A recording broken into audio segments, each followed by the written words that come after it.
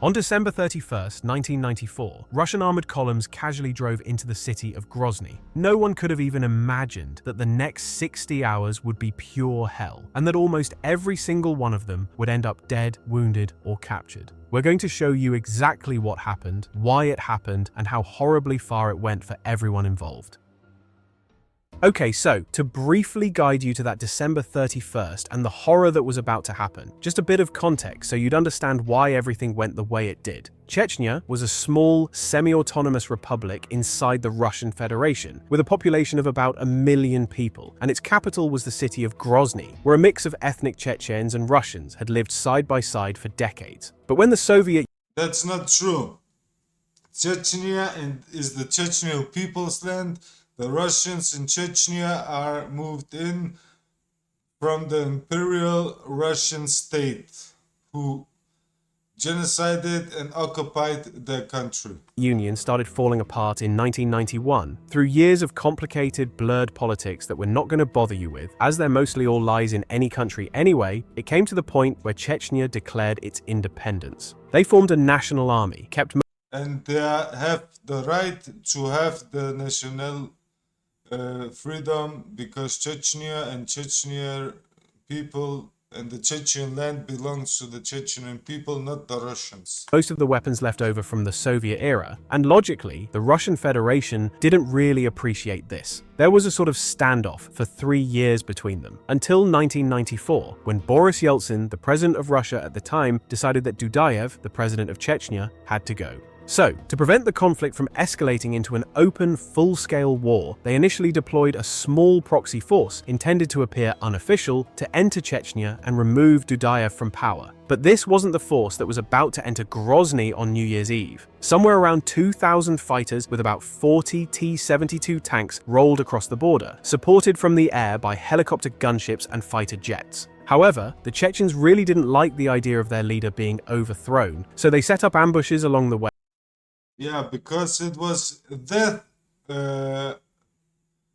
armies, assassin armies. They just come in, kill everybody who they don't like, and go again. And obliterated the Russian column. Over 20 tanks were knocked out, 150 soldiers killed, and most embarrassingly, Russian soldiers were captured and paraded on television for the whole world to see what they tried to do. The Russian leadership was far from pleased with this development, so they assembled an emergency meeting and decided to launch a full-scale military operation against Chechnya. Within 2 weeks of that decision, the invasion began on December 11th. But it would take another 3 weeks of advancing through the country before the forces finally reached the outskirts of Grozny on December 31st. Now, the majority of Russia's highest-ranking generals actually opposed this operation. Hundreds of officers and special forces units outright refused to participate and were arrested. But there was no going back now, and the force that was going in was frantically assembled from whatever units were available at the time. Soldiers were scraped together from a bunch of different units, and the state of the Russian army was only a shadow of its Soviet might. They were underfunded, undertrained, mostly young 18-year-old conscripts with just basic weapons training, thrown together with whatever equipment they could get their hands on. They mounted up on tanks and BMP.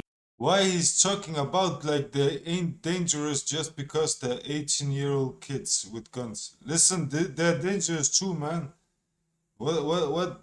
Why he's acting like? Why he's downplaying this?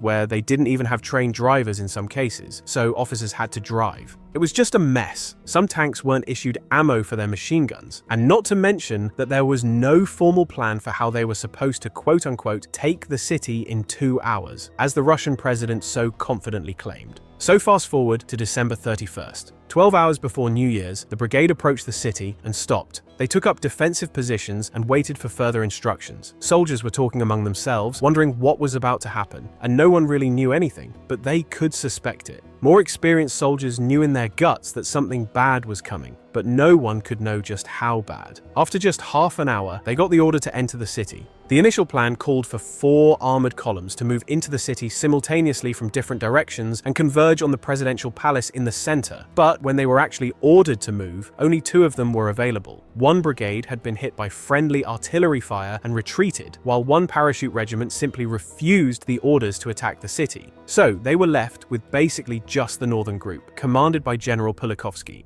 That was the main assault force, roughly 2,700 men, about 100 BMPs, around 50 tanks spread across the 131st Mykop Brigade and the 81st Guards Motor Rifle Regiment. The whole idea was that a massive display of armored force rolling through the streets would make the Chechen defenders give up and surrender. But it turns out they had pretty different plans. And these two Russian formations were advancing on separate routes into the city, meaning they were too far apart to support each other in case of something like, say, a well-prepared and coordinated ambush from all sides. There were about 20 times more enemy fighters than intelligence had predicted. What could possibly go wrong? Now here's where you need to keep track of who is who, because two separate things were happening at the same time on two different routes. The 131st Mykop Brigade entered from the north, moving toward the railway station in the city center. They advanced in two assault groups about 20 minutes apart in long convoy formations, one vehicle behind the other, spaced just about 5 meters apart. Their objective, which they received over the radio, and keep in mind there were no written orders, was to take the railway station. On a separate, parallel route along Pervomaiskaya Street, the 81st Guards Motor Rifle Regiment was also pushing into the center, heading for the square near the presidential palace. But here's the thing, the Chechens were actually caught off guard. They did expect the Russians to enter, but not in this outright suicidal way. They were literally shocked by how they just casually drove into the city, as if on parade.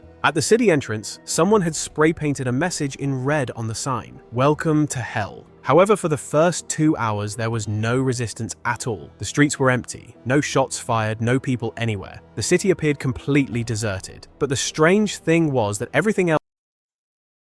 Yeah, that's the big mistake the Chechens made. They made guerrilla warfare. This time it's gonna pay out, it seems like. But for the rest of the war, the guerrilla warfare is gonna get crushed. And that's a problem. seemed normal. Streetlights were on, lights were glowing in apartment windows, and the deeper the columns went, the more confident the commanders became that this was going to be easy. By about 1 in the afternoon, the lead elements of the 131st Mykop Brigade, the first assault group, reached the Grozny railway station deep in the center of the city without encountering any resistance. However, unbeknownst to them for now, the station sat right between the outer and inner rings of the Chechen defense around the presidential palace, meaning the 131st had literally driven straight into the middle of the enemy's combat formations and parked there. They had Chechen fighters all around them, in front, behind, and on both sides, and they had absolutely no idea. They parked their tanks and armored vehicles in neat rows around the station and waited for further orders. Nobody secured the surrounding buildings. Nobody set up defensive positions. The infantry stayed inside their vehicles or went into the building of the railway station. At some point before the attack began, and the exact timing is debated, so we can't say for certain when, but it was shortly before everything went to hell. A Chechen commander, most widely identified as Turpal Ali Atgeriev, got on the Russian radio frequency and contacted Colonel Ivan Savin, the commander of the 131st Brigade, directly. He called him by his nickname, Alik. It's said that they knew each other from their years in the Soviet military, and I'll put you the link to the whole conversation that you can listen to later. But Atgeriev basically pleaded with Alik to give the order and get out of the city, and that he didn't want the bloodbath to happen. The conversation was friendly, with him trying to convince Alik to save his soldiers, as no one wanted this to happen. Colonel Savin said he understands, but that he couldn't give that order. He had his orders from above, and he would follow them. There was simply nothing he could do. Давай, может быть, как-нибудь, пока не поздно, отведите ребят, Алик, не делайте это, не делайте, не надо. В любом случае, Алик, пойми, и ты погибнешь, и я погибну. Что с этого толку будет? Сам правильно пойми, кто от этого выиграет. Мы же от этого с тобой не выиграем, понимаешь? Если я тебя увижу в бою, понимаешь, что ты отлично, не отлично, уже я тебя видеть не буду так же, как и ты меня, понимаешь? Ты лучше ко мне как гость приедали. Отводи ребят, не надо. Пожалей их матерей, пожалей их самих, отводи ребят. Я не такой большой начальник, чтобы давать такие команды. Savin wouldn't make it out of the city. Atgeriev survived the battle, but was captured by Russian forces during the Second Chechen War and died in a Russian prison in 2002. Shortly after this conversation, a new message came through the Russian radio frequency, the same one written on the sign at the city entrance. Welcome to hell. And then Grozny exploded. In a coordinated assault, Chechen fighters who had been sitting silently in the buildings along Pervomaiskaya Street opened fire on the 81st Guards Motor Rifle Regiment first, as they were still driving toward the city center. RPGs destroyed the lead and rear vehicles of the column, boxing the remainder in between into a kill zone with no way out. The streets were too narrow to turn around, and tens of tanks and armored vehicles were stuck. Everything erupted with such speed that the Russians couldn't even respond. It just went to chaos. The 81st column was being wrecked by an enemy they couldn't even see, let alone fire back at and organize some coherent defense. They were desperately trying to push through and get out of the city, but they were broken into small groups, and many got confused and were driving just deeper into the city center. The Chechens had actually replaced the street signs to confuse them even further, and Russian soldiers weren't even issued proper maps of the city. They had no idea where to go. The 81st was essentially destroyed on the streets within hours, while survivors scattered trying to fight their way out over the next days. But most of them got killed or captured. Listen. The Chechens got very, very lucky because the Russians were not prepared. Because, let's be honest, if the Russians surrounded the city and just totally bombarded it, it would be done. But the Russians made a big mistake by sending all the troops in a column in. That's just, I haven't heard anything as retarded as that. But still, I don't know, man. It's just retarded. Still, the Chechens did good.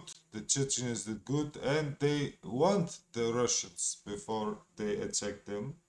So actually, the Chechens did good, but still, the problem is the guerrilla tactics are not gonna work later. Same time, the 131st First Assault Group at the station came under attack as well. The second assault group, following about 20 minutes behind, never made it to the station. They were ambushed and annihilated along the way. Among the forces that swarmed toward the station was the Abkhazian Battalion, Chechen fighters who were veterans of the war in Abkhazia. These were battle-hardened men with real combat experience, not just local militia. Given the station's position between the two defense rings, vehicles just started exploding, and fire erupted from all sides onto the 131st, who tried to take cover in the station and nearby buildings. The Chechens set the buildings on fire. The Chechens had worked out a tactic designed around every single weakness of the Russian army. After all, they were part of that very army just a few years earlier, and they knew exactly how every weapon worked, how to defeat it, and how Russian doctrine and tactics operated. They predicted every step the Russians made that day and were prepared to counter each one. The T-72 and T-80 tanks, and even the BMPs, couldn't elevate their guns enough to hit the upper floors of buildings, and they couldn't depress them enough to hit RPG teams firing from basements. The Chechens knew this, and that's exactly why they positioned their small fire teams there. At 50 meters, the tank gun couldn't hit anything above roughly the 4th floor, and they were surrounded by tall buildings on all sides in narrow streets. The side, rear, and top armor couldn't stop even the older RPG-7 warheads, especially not when showered by them from all directions at almost point-blank range. Tanks and vehicles brewed up, and yeah, that infamous signature turret launch of the T-72 series, the so-called jack-in-the-box effect that you've seen in Ukraine today, was no better back then. Many of these tanks either didn't have explosive reactive armor at all, or those that did, well, it didn't actually work. A lot of them were urgently deployed, and the explosive inserts of the ERA blocks were never put in. And even the tanks that did have working reactive armor had the older Contact 1, which can't stop tandem warheads or repeated hits anyway. Simply, there is no protection for a tank when it drives blindly in packet formation into a city without proper support, which is something that commanders tend to do in almost any war for some reason. The infantry inside the BMPs was paralyzed by shock. They were supposed to dismount and support the tanks, but they didn't get out. As we said, they were mostly young conscripts with zero urban warfare training. No one even told them what to do, so their instinct was to stay behind the armor when the shooting started. And horribly, many of them stayed inside,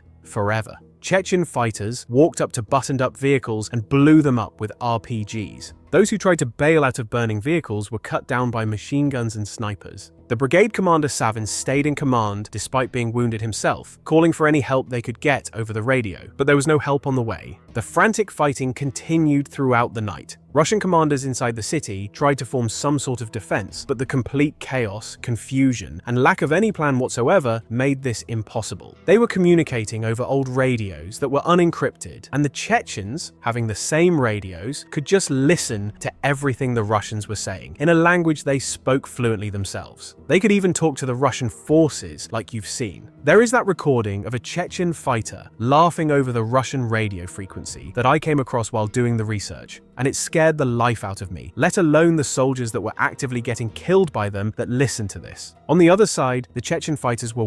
Let's be honest. The Chechens are freedom fighters, the Russian army are invading army. And there's no reason to have pity on the Russian army. well organized. They had at the time new motor... Because if they had the upper hand, they would have deleted every Chechnyan there.